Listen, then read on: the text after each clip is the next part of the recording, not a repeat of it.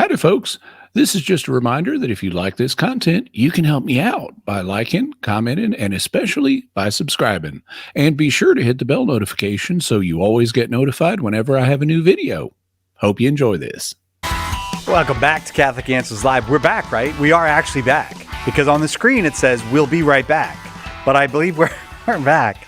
So, not that I like to point out other people's little foibles. I'm not that kind of I'm totally that kind of person. 888-318-7884 is the number. If you're watching us, we're back. It says we'll be right back, but we're back. And don't they already know if we're back? I think they probably do, yes. Yes, that's called being a nudge. I'm just being a nudge. It's open. No, it's not. It's Ask Me Anything. Jimmy Akin is our guest. You can call and ask him anything. Anyone can call anywhere in the world who can dial into the United States, 888-318-7884, or from within the United States. You're welcome to call with whatever your question is. Jimmy, of course, senior apologist here at Catholic Answers, the author of the book we just gave away, A Daily Defense, 365 Days +1 to becoming a better apologist. Also, the Bible is a Catholic book, also like a million other things. And he's the proprietor of Jimmy Akin's Mysterious World. Yeah, how about that? I used a million hyperbolically. Oh, I knew. Oh, you did? Okay. All right. I didn't want to put any pressure on you. Not that that's far off, but... I know. You know what? I have no idea. I was looking through Wikipedia pages the other day, and I was like, I'm going to see Jimmy Akin's Wikipedia page. And it's got a partial list of publications. I was like, that's the partial list. It was pretty impressive. All right, let's go to Cameron. Right here in San Diego. Cameron, right here in San Diego, watching on YouTube. Glad you're here, Cameron. Go ahead with your question for Jimmy. Hi, Jimmy. How are you doing? Doing okay. I'm glad to hear it. Okay, I have a bit of a long-winded question, but I'm going to try and be as concise as possible. Thank you. I recently watched a debate you did with Trent Horn versus Sam Nissan, something like that. Mm-hmm. And on the issue of justification. And his partner, if Trent and I were both in it. Uh-huh. Yes, yes. That's what I meant. I apologize. Yeah, okay. Excellent debate. Slightly under 3 hours. I recommend everyone go watch it. In the debate, you talk about the doctrine of purgatory, the necessity of a cleansing post-death, pre-heaven, and the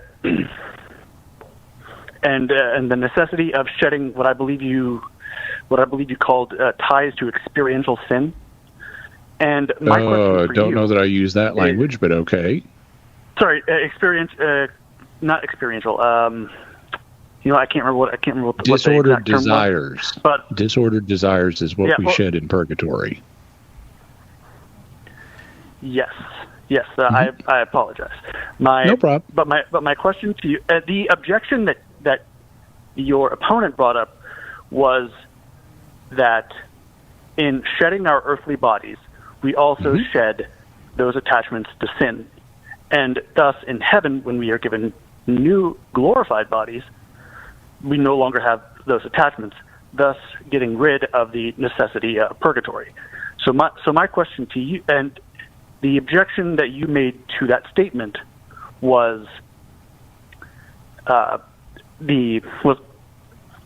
he was basically calling our earthly bodies sinful by necessity. But my question to you is, if our spirits are washed clean when we are given the grace of Christ and salvation, and when we do shed our earthly bodies, what is the necessity of purification for our spirits prior to receiving our glorified body? Does that question make sense? Well, let me have a stab at it, and we'll follow up and see if I've answered it for you. In regard to the first thing, my opponent in this debate, so like I handled half of the debate and Trent handled half of it. My opponent in this debate seemed rather confused regarding the answer to the question of, do you need to be purified by something after death? Because he at one point he did say something very much like what you just reported, but he also then seemed to say something about we're going to be purified by seeing Jesus. And so he seemed to be confusedly proposing two different explanations for why he thought we don't need purgatory. In regard to his first claim, that we drop our disordered desires when we drop our bodies, that would root all of our disordered desires in our bodies. And there's a problem with that, in that damned people exist, and they drop their bodies too. So if damned people exist with their wills fixed on evil, that would seem to suggest that our disordered desires aren't simply rooted in our bodies. To borrow a parable from our Lord, whatever enters a man's physical body is not what makes him unclean, because it's going to pass through. And actually what Jesus says is then go into the latrine, although they don't typically translate it that way in English. What Jesus indicates does make a man unclean is what comes out of his heart. And here he's not thinking about the 2-pound hunk of meat that's beaten in your chest. He's thinking of your spiritual heart. And so we have, even though we have metaphors about the flesh tempts us to do this or that, we can't confine our disordered desires to simply being a bodily phenomenon, because damned people have them too. Their wills, in fact, are fixed on evil. So we've got pretty good evidence that that disordered desires are not exclusively a bodily phenomenon. The second thing that he gestured towards about we don't need purification because we're going to see Jesus also does not do away with the need for purification. It just means Jesus is the means of our purification. In fact, by articulating that as a possibility, he's essentially endorsing Pope Benedict's view of purgatory, because Pope Benedict understood the fire of purgatory to be the fiery transforming love of Christ. So purgatory is an encounter with Christ that, in Pope Benedict's words, it cannot be calculated in earthly time. So you can say, oh, from an earthly perspective, it's instantaneous. Well, fine. Pope Benedict doesn't have a problem with that. So you still have something doing the purification. It's just the fact that we're having an encounter with Jesus. So those were the two components of his answer. Unfortunately, we didn't really get a chance to explore that in the debate, but that's what I would say about those two components. Now, in terms of your question, if our souls are washed clean, why do we need purification when we drop our bodies? Well, our souls, the question is, what are our souls washed clean from? They're clearly washed clean of all sin.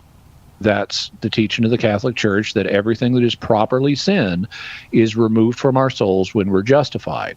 But we still have to deal with concupiscence or disordered desires, as evidenced by the fact that after we become Christians, we still have disordered desires.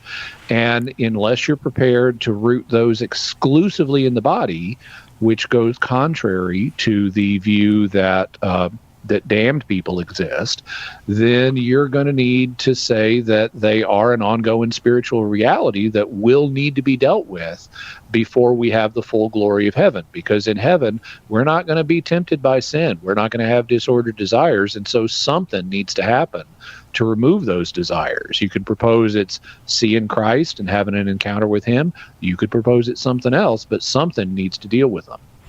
Now, Jimmy said we'll go back to you, Cameron.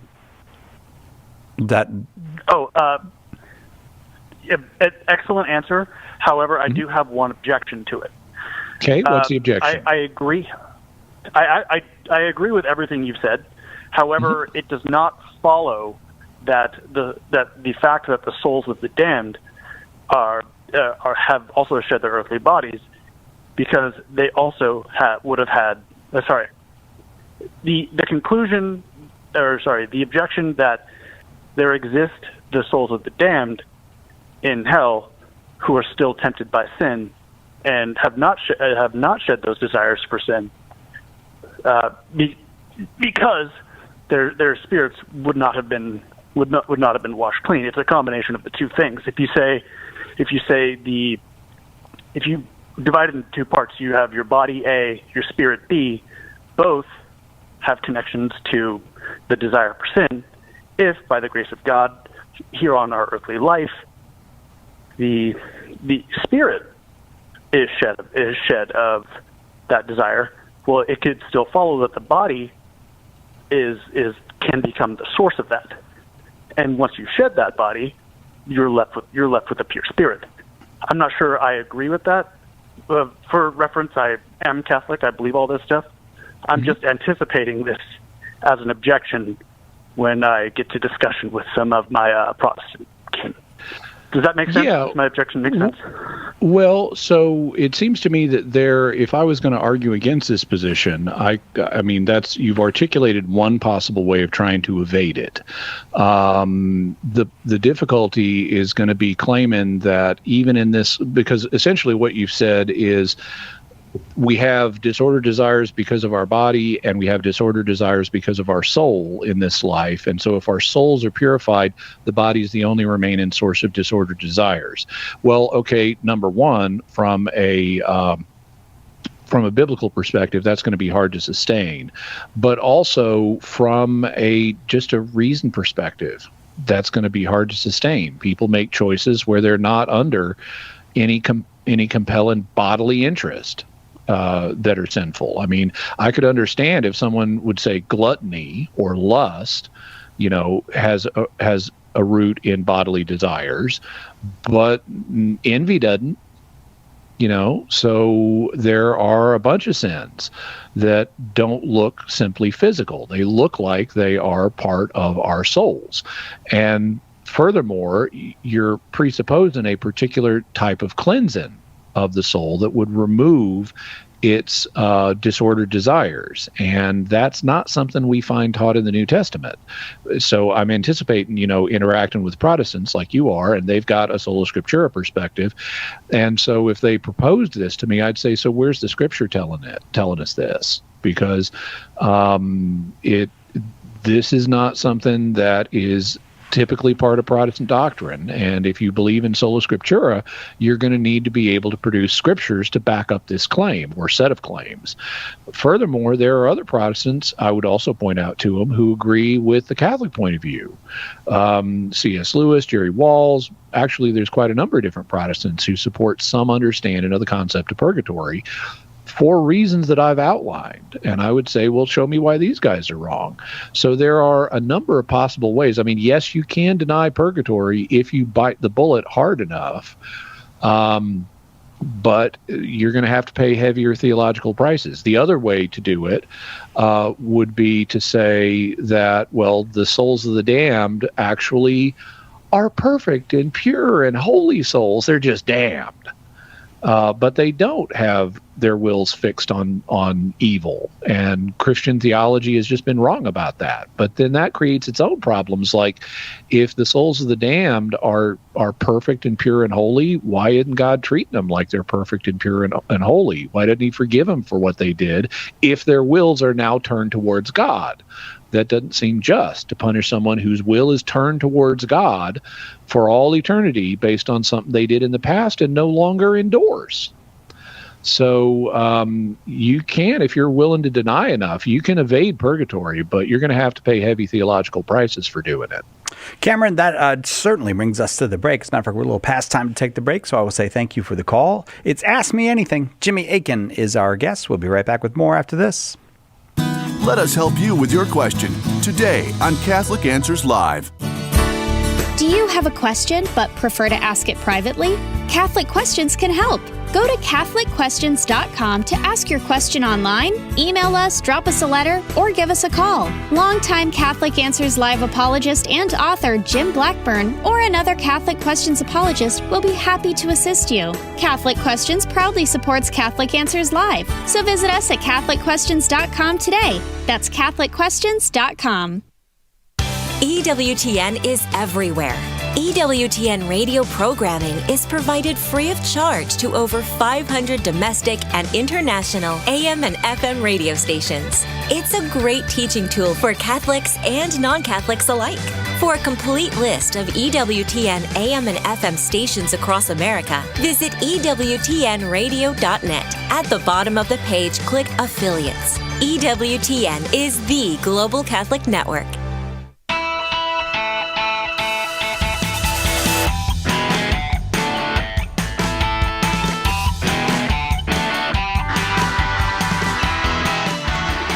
Welcome back to Catholic Answers Live. I am Cy Kellett, your host. Jimmy Akin, our guest, covering the world today on Catholic Answers Live, which is kind of fun. Diaz is in India watching on YouTube. Well, that's a rarity for us as well, Diaz, to get a call from India. Thank you for calling. Thank you, sir, for attending my call. We're so happy to have you. Go ahead with your question. Namaste, Diaz. Sorry, I couldn't hear you. Namaste, Diaz. Oh, thank you so much. Namaste, sir. Namaste. Actually, I'm a Catholic person, so we don't say namaste in our community. We say Jai Yeshu in Hindi. It means that praise to be Jesus in English. Oh, beautiful. Jai Yesu, Diaz. Yes, sir. Thank you. Thank you so much, sir, Jeremy. And thank you so much, sir. Actually, sir, I'm having a question.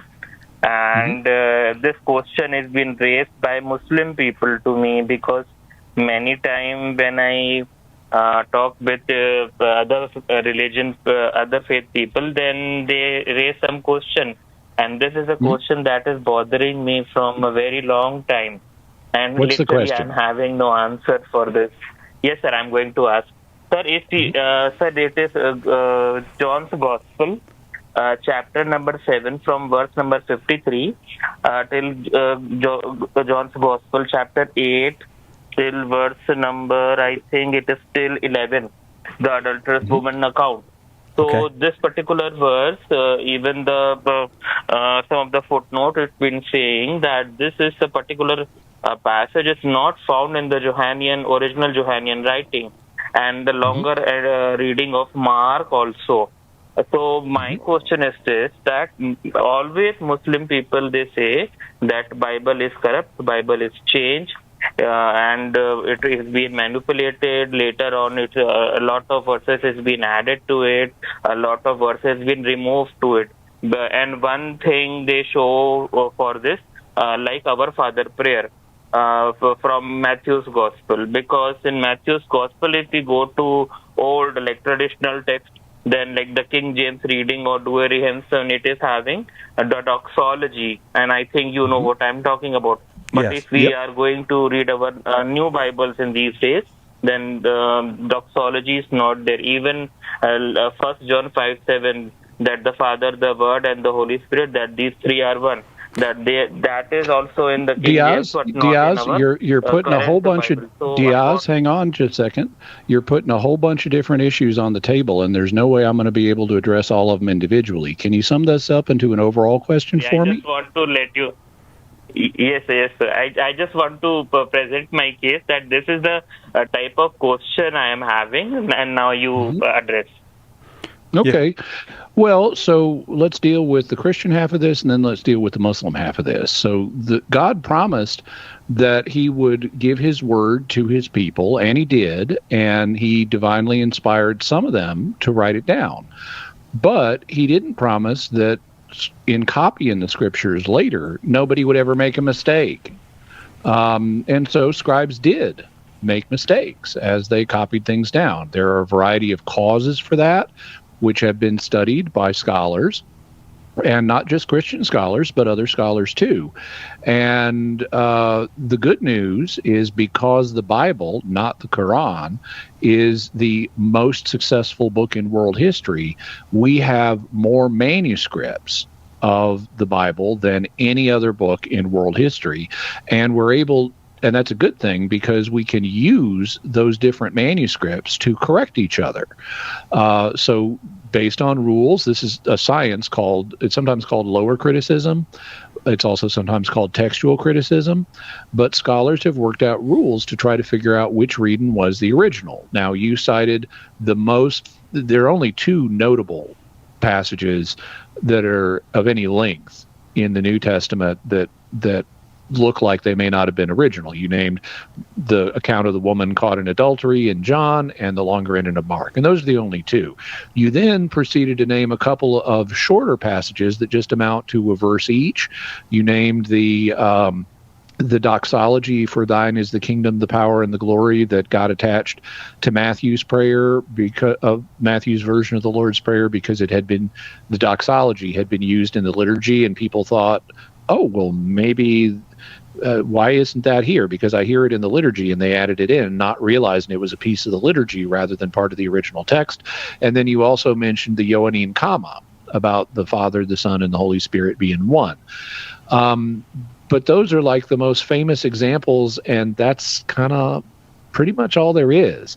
There are lots of little bitty things that don't affect the meaning of passages, like you just change the word order, and word order doesn't mean the same thing in Greek that it does in English. I don't know about Hindi, but Greek has very flexible word order because it uses inflections for nouns and adjectives that are case-based, and so you don't have to put the words in the same order to convey the same meaning the same way you do in English. So there's lots of little variations that don't affect the meaning at all. And so we're actually in a very good position to know what the original readings of the New Testament were. There's debate about a few passages, but it really doesn't affect any of Christian doctrine. Now, what about the Muslim side? Well, the Quran, like the Bible, was also invented before the printing press. And so consequently, the Quran also had to be hand copied prior to the invention of the printing press. And that means scribes made mistakes in copying the Quran too. And we can show that by comparing different versions of the Quran to each other, particularly ancient manuscripts. And there's evidence that at a certain point, Muslims collected up a bunch of the early manuscripts that had diverged so much that they then burned them. They got rid of the evidence to preserve only one version of the Quran, which then itself went and was subject to scribal mistakes later on, because every book in the ancient world is subject to scribal mistakes. The good thing about Christianity is we didn't burn the evidence. We kept it, and so we're able to reconstruct the original reading of the New Testament far better than Muslims are able to reconstruct the original reading of the Quran. Frankly, they're in denial about this problem, but it remains the case. Diaz, I'm going to leave it there. I'm, again, delighted that you took the time to call us from India. Thank you very much. I hope we'll get to speak again. But from India, we go to Central New Jersey. Donald, listening on domestic media. Glad you're here, Donald. Hang on a quick sec while I get the right button here. Go ahead with your question for Jimmy. Hi, hi, Jimmy. Hi there. It says Central Jersey. I assume that's the island of Jersey over in England. Donald, are you in Jersey in England or in New Jersey in the United States? New Jersey. Oh, okay. I think now we got it right. Okay. Okay. Go ahead, Donald. Yeah. First of all, I'd like to say that Pope Francis is one of the most loving, compassionate men I've ever seen. But at the same time, I was wondering, I have a few things about him that I consider he may be a heretic. Is it too controversial? No. Yeah, because he's not a heretic, but go ahead and I'll try to help you out. Okay. It started off with the Pachamama, and then faith and morals. He blesses same-sex unions. That seems immoral to me. And he should have schismed against the German church, but instead he turned right around and almost is doing the same thing right now in case of marriages or unions.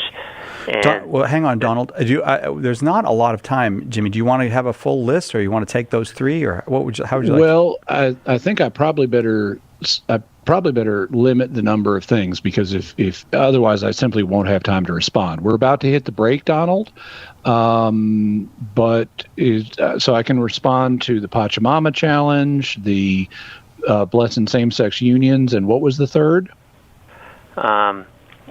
Let's see, faith and morals, because that's same-sex unions. I'm talking about Brazil Synod too. That's the last one. Oh, Germany's synodal way. That was the third. Okay, so I'll address those three things when we come back from the other side of the break, and I'll also give you a general principle that you can employ to deal with other situations that you may find troubling as well. Donald, very grateful for the call. Just hang on. We're going to get to it. We're going to take a break that'll be very quick. All the lines are full. I'll keep giving out the phone number, but all the lines are full, and we are grateful for that. I don't mean to have a tone in my voice about it. We are very grateful for it.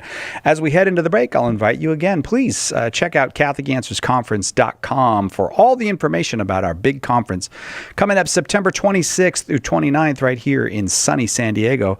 The theme of the conference, excuse me, we can't hold a Congress. We don't have that kind of authority. But the theme of the conference, learn from me the parables, sermons, and conversations of Jesus Christ. It's going to be a great time. Check it out at CatholicAnswersConference.com.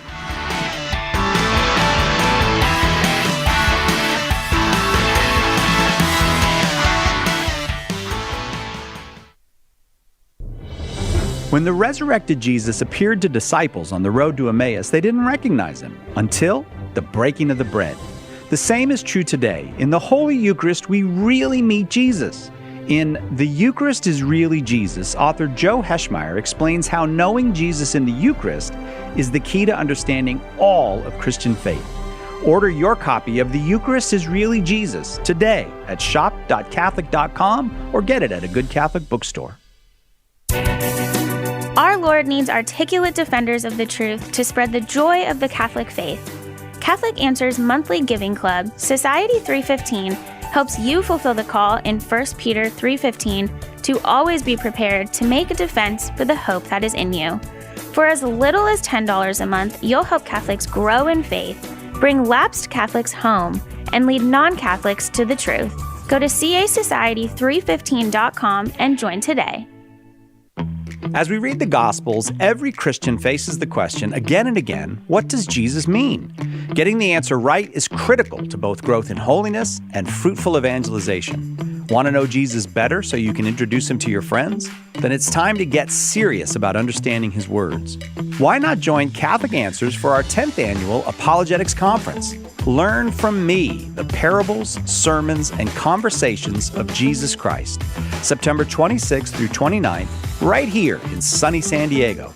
Learn from our guests, Dr. Scott Hahn and Kimberly Hahn, Dr. Ray Garendi, Father Sebastian Walsh, Billy Junker, Father Paul Check, and, of course, all of your favorite Catholic Answers apologists. It'll be 4 days of fun, faith, fellowship, and a live radio show. Seats are still available, but going fast. Visit CatholicAnswersConference.com or call 1-888-291-8000 today.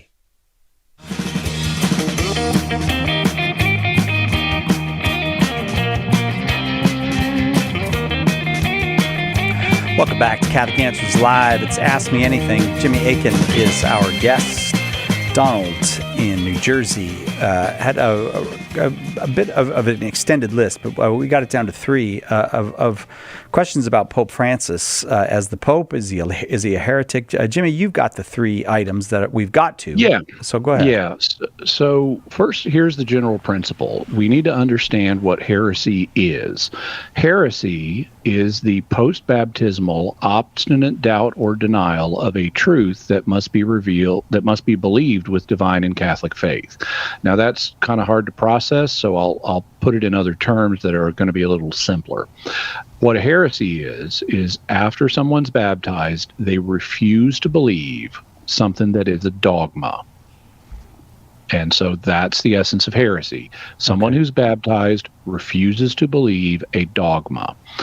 And we talked about what a dogma is earlier in this episode. A dogma is an infallible teaching where the church has infallibly defined that something is part of divine revelation. Okay.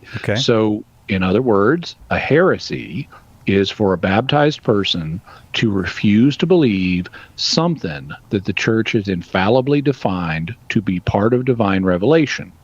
So if you're going to accuse someone of heresy, much less accusing the Pope of it, you're going to need some pretty good evidence that he's done that. So and another principle of law is you in matters like this, you have to give a favorable reading whenever possible. And that's also dictated by the fact that the Pope is our spiritual father, and so we need to give a favorable reading to his actions whenever we can. So you named three things: Pachamama, blessing same-sex unions, and the synodal way in Germany. Okay, so the Pachamama thing right off the bat is problematic, because even though you had lots of people saying this is an idol, that's not at all clear, and because this is not a traditional figure that you find in South America. It's this statuette, or actually it's made out of wood, but it's a carving of a pregnant woman, and she represents Mother Earth. Okay, so you can have a personification of Mother Earth without it being an idol. And this is not an established image. They made this up for the Amazonian Synod. So given that, when you see the Pope, having an Amazonian Synod and this statuette is involved, what our normal basic interpretation should be is, this is a statuette they came up with for the Synod. It personifies Mother Earth, and that's as far as it goes. That's the charitable reading here. It is a non-charitable reading to go beyond that and propose this is an idol and the Pope is worshiping it, because he wasn't doing that. He didn't worship this thing. It's just a symbol of Mother Earth. So we don't have evidence here of him committing a heresy. What about blessing same-sex unions? Well, I understand the confusion on this because of the way the press handled it, but Pope Francis has repeatedly confirmed, including in his recent interview with 60 Minutes, because the interviewer, O'Donnell was her name, I believe, said, you've now allowed the blessing of same-sex unions, and he immediately leapt in with, no, I have not. I've allowed the blessing of two individuals, but not their union. And he's right that, now you may think this is a good idea or a bad idea. Personally, I would have phrased the document differently or not done it at all because of the confusion it was going to generate. But blessing people who are sinners or who are struggling with sin and trying to live in God's grace, that's legitimate, because we're all sinners and some of us are trying to live in keeping with God's grace. So blessing two individuals is not a heresy, no matter what they're doing, and as a way of encouraging them to live by God's grace in conformity with his law. Now, I think the document, Fiducia Supplicans, was very badly phrased, and I think it blew up in their faces, as one could predict it would. So I think it was a bad idea, and I think the document itself, if you wanted to do something along these lines, you need to build in very firm statements of clarity about what this does not mean, and they didn't do that. So, I think there's a lot of ground for criticism here, but denying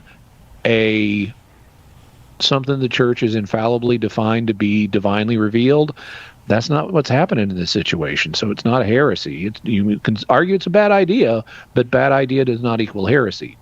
Then there's the German synodal way.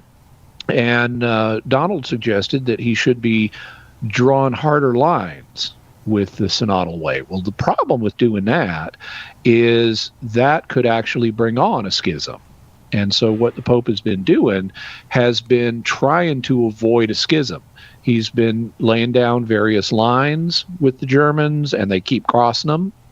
Well, if they keep crossing them, even when he's being nice about it, you could imagine if he suddenly became Mr. Stern authoritarian, they would march right over those lines, or at least one could argue that's what they would do. And so one can debate about, is his approach to the German synodal way the optimal approach? Does it need to be tweaked in some way? Does he need to be more confrontational? Well, maybe, but he's not denying something that has been infallibly defined to be divinely revealed. What he's trying to do is avoid a schism. And that's a matter, how you avoid a schism is a matter of prudential judgment. Sometimes you're hard, sometimes you're soft, sometimes you're a combination of both. And he's actually been pursuing a combination of both strategy. So I think one can question if that's the right strategy, but he's simply not doing anything heretical. He's not denying something that the church has infallibly defined to be divinely revealed. So he's not a heretic. Donald, thank you. Thanks very much for the call, for the question. I hope that answer was helpful to you. As we've been saying, every line continues full, so on we go for more calls. Richard is in New York City. New York City, listening on the Alexa. Richard, go ahead with your question. Yes, thank you for taking my call. I've struggled with the scripture for many years, Romans 10:9, which reads, "If you confess with your lips that Jesus is Lord, and believe in your heart that God raised him from the dead, you will be saved." I've always struggled with the part of you believe in your heart, especially understanding that faith is a gift, and I guess believing in your heart would be a gift too. It would be a grace. And I always wonder, do I believe in my heart, especially when my heart is not as tender as I would like for it to be because of hurts in the past and so forth. Okay. And I walk around wondering, do I believe in my heart? And it just eats away at me. Like, I don't know if I believe in my heart. I want to believe, but I don't know. Okay. So I understand the situation because people can get into kind of a thought trap where they're questioning themselves over and over about, do I really believe, or things like that. And they feel like they have to have a certain level of confidence in order to really believe. And asking that question process as part of the thought trap undermines their confidence. And really, confidence is a feeling. It's not a belief. You can feel great confidence in the Christian faith, or you can feel little confidence in the Christian faith, because confidence is an emotion, and emotions are not beliefs. All you really need to do to establish whether you believe in your heart is say, do you accept that Jesus Christ is the Son of God? Do you accept that he rose from the dead? Regardless of the level of confidence you feel about that, if you accept the New Testament message about Jesus and say, I may not understand it, I may not feel confident, but I accept it, then you believe in your heart. And that's all you need to do is ask yourself that question, and then you should not get scrupulous about it and keep asking, but what level of confidence do I feel? That's a separate question. And you'll feel less confidence if you keep asking it than if you just say, well, I've accepted it, that's what I need to do, and I'm not going to worry about it beyond that. That's actually what will encourage you to have more confidence, is ceasing to question how much confidence do you have. Does that help you, Richard? A lot, yeah, that helps. I mean, I do believe that Jesus is Lord. I do believe he's the Son of God. Mm-hmm. I read my scriptures, but this always the scripture is just like, So I thought I called today. Thank you for answering that question. No problem. Glad you called. Beautiful, Richard. You sound relieved. Hey, if you'd like a book, I'd like to send you a book called Secrets from Heaven, Hidden Treasures of Faith in the Parables and Conversations of Jesus by our good friend, Father Sebastian Walsh. If you'd like a copy of that book, all you got to do is wait on the line and give an address to Edgar when he picks up the line. I'm going to go to a quick break. Then we will be back with more Ask Me Anything with Jimmy Akin on Catholic Answers Live. Hang on. Catholic Answers Live will return in a moment. Underwriting for Catholic Answers Live is provided by Real Estate for Life. Real Estate for Life connects homebuyers and sellers to real estate agents while supporting pro-life organizations. On the web at realestateforlife.org. One of the biggest mistakes a Christian can make is to try to do good without God's help. St. Therese said, when we trust only ourselves and not God, our soul becomes incapable of virtue. Her remedy? Works of charity. And the greatest work of charity is to share the gospel. At St. Paul Street Evangelization, a Catholic nonprofit, we encourage you to share the gospel with someone who doesn't know Jesus. Catholic Answers is supported in part by St. Paul Street Evangelization, streetevangelization.com. At EWTN Radio, your family. And because you're a part of our family, we value your opinions on what you hear on EWTN. You can call our listener comment line 24/7 at 205-795-5773. We value your comments, your questions, and any suggestions you may have to make EWTN Radio even better. 205-795-5773. And thank you for listening to EWTN Radio.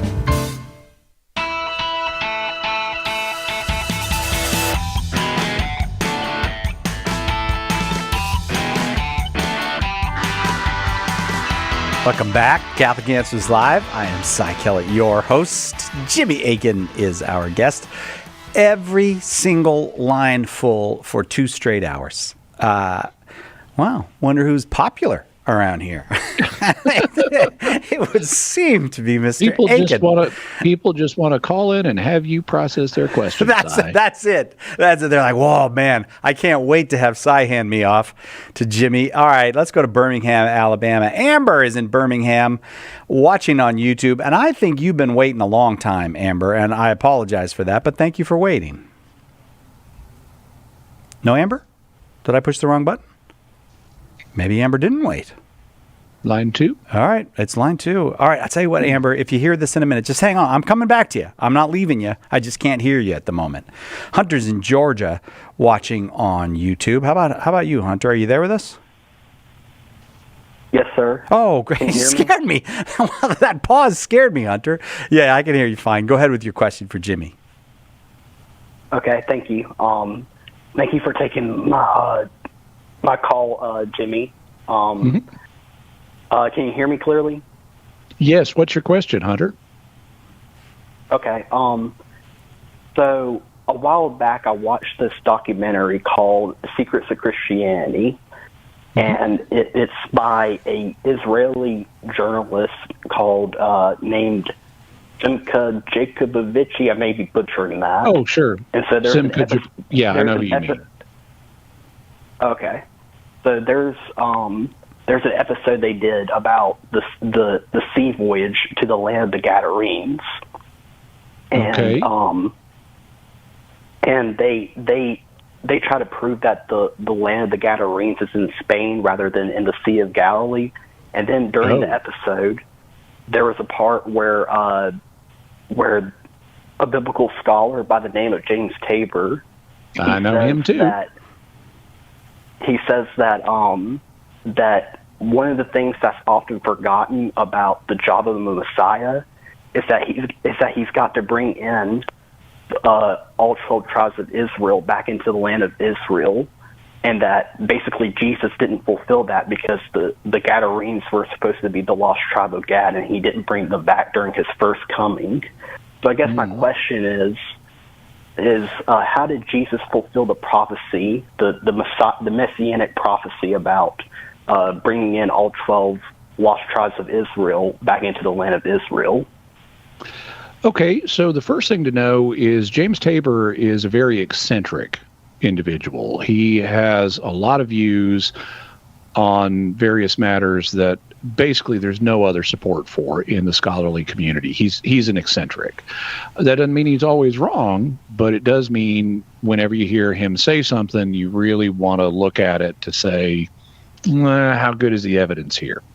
When we're talking about the prophecy that the tribes would be reunited, there's actually a debate in the Jewish community about that prophecy. And it seems pretty evenly split there, but you find in Talmudic times the rabbis debating about that, and does this prophecy still apply or has it been canceled? Because when the 10 lost tribes left, they lost their Jewish identities. I mean, when they were taken into captivity, they eventually lost their Jewish faith, they lost their Jewish identities, they got integrated with other peoples, and so and they disobeyed God. And so for those tribes, are they going to be brought back? Well, there's a lot of Jewish scholars who would say no, they're not. They invalidated the promise by abandoning God. And so that's one possible solution here is, and I should say James Tabor's idea about Gad being in Spain, that's the Gadarenes, that's all just crazy. The Gadarenes, as the Gospels indicate, were on the eastern shore of the Sea of Galilee, not over in Spain. And we also know where the 10 lost tribes went, and they didn't go to Spain. But one solution is the prophecy it became invalid. And so Jesus didn't need to fulfill it because it became invalid. Another solution is, and this is actually one that there's support for in some of the church fathers, is Jesus did reunite the tribes after his first coming because they blended in with these other people in Mesopotamia. And Mesopotamia became Christian. So they were spiritually reunited with his other people, and thus all the different tribes were reunited, because there are Jewish Christians and there are Israeli Christians. Even if they lost their identity, their descendants still became part of Christianity. And so he may have fulfilled the prophecy that way. And then a third possibility is he hadn't gotten around to it yet, but he'll do it at the second coming, just like there are other prophecies about bringing world peace and stuff that haven't yet been fulfilled, but will be fulfilled in a greater way at the second coming. And maybe this is just one of those prophecies too. Hunter, thanks. I hope that was helpful to you. As I've been saying, lots of folks on the line, so on we go. And we're going to go back and talk to Amber in Birmingham, Alabama, watching on YouTube. Amber, sorry we had trouble connecting a moment ago, but I'm glad you're here. Go ahead with your question for Jimmy. Hey, y'all. That's totally my fault. I apologize. I have been so inspired by apologists that I would love to become one myself one day. And I was wondering if there's any requirements really for taking on that kind of role, like needing a master's in theology or something like that. No, everyone can do apologetics on whatever scale is appropriate for them. You don't need any professional qualifications. There aren't master's programs in apologetics, not in the Catholic world anyway. I don't have academic qualifications beyond, I have a philosophy degree, and that helps with apologetics. So there are things you can study to help, and philosophy is one of those things. But fundamentally, if you put in the work to get the knowledge, that's all you need to do.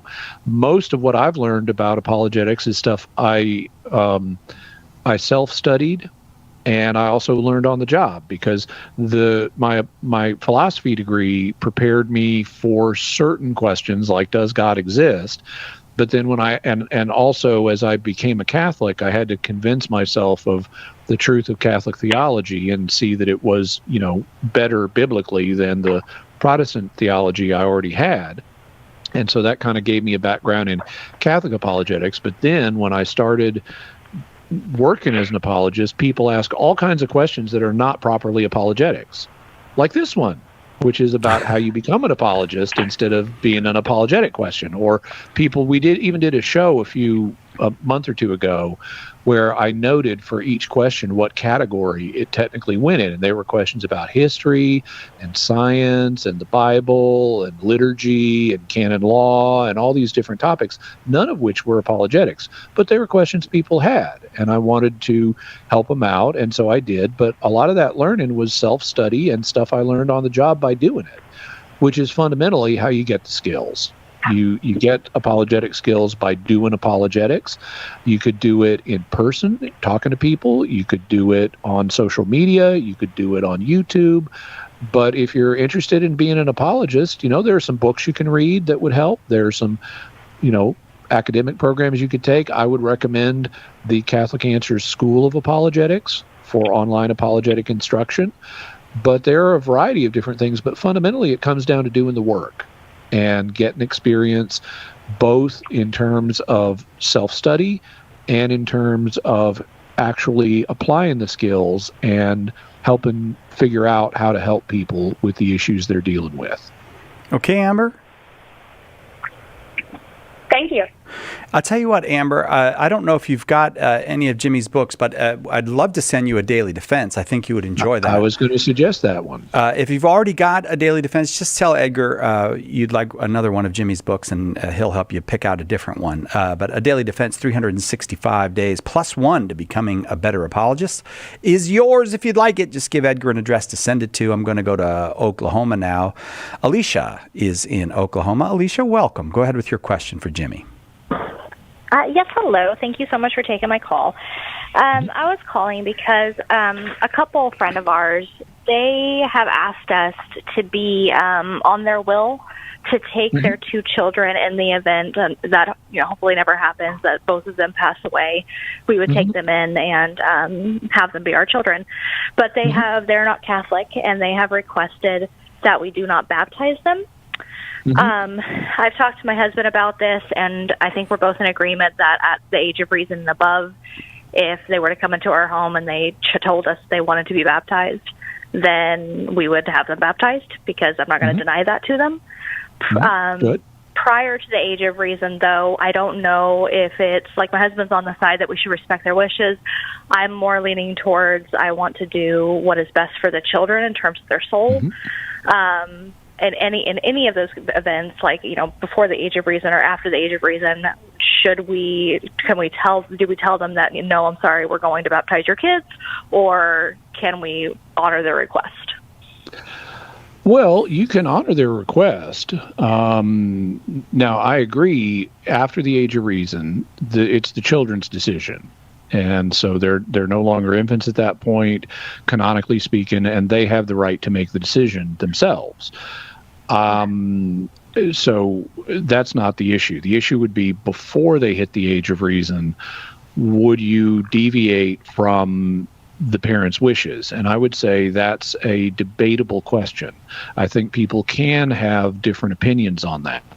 And if you and your husband, I would also say that if you and your husband conclude that you can agree to this, and the, God forbid, rare circumstance that this would actually happen, because it's hard to find people to take your kids, and they obviously think a lot of y'all if they're asking you to do this, and it's very unlikely that both of the parents would die.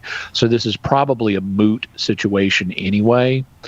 And the kids are going to be non-infants. I mean, the church customarily recognizes the age of reason as like 7 years old.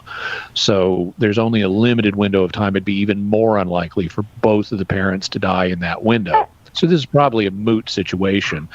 And I probably wouldn't have an issue agreeing to it, at least provisionally.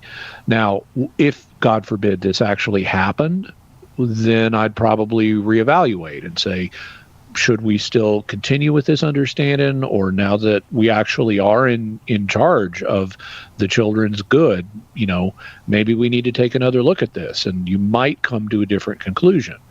But I think given the unlikelihood of this, and the difficulty of finding someone to take your kids in the event of a tragedy like this, I would not insist that you make the decision now to definitely baptize them and tell them about it, because it is a situation where one could have different conclusions that one comes to, and trying to sort it all out at an advanced stage like this is something that I don't know that I would do. I if you want, you could kind of I'm not going to say split the baby down the middle like Solomon did, but you could say, we understand your wishes and we will do our best to honor them, and leave it at that.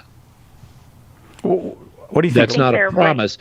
That's not a promise that you're going to honor them, but we're going to do our best to honor them and so forth. Mm-hmm. Well, because I think that what they're wanting is a definitive, like an actual answer, either yes or no. And so that's where we're kind of having the hard time with it. So I don't want to I think my husband would feel, and I feel a little odd too, telling them, no, we won't baptize your kids before the age of reason. And then, the unfortunate circumstance happens, and then go ahead and baptize them.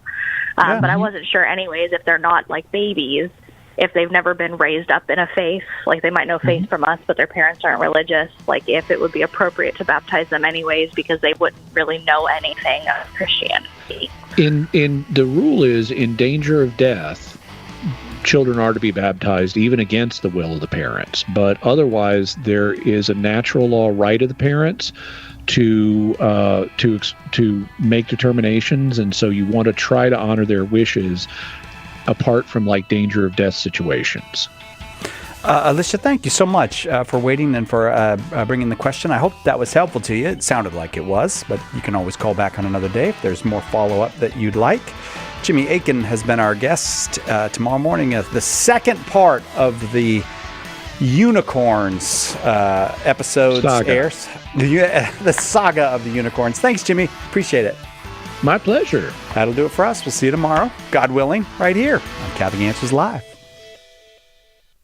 And before we go, just one more reminder that if you like what you've watched, you can help me out by liking, commenting, and especially by subscribing. I'm trying to grow my channel, and I'd really appreciate your help. Thank you, and God bless you.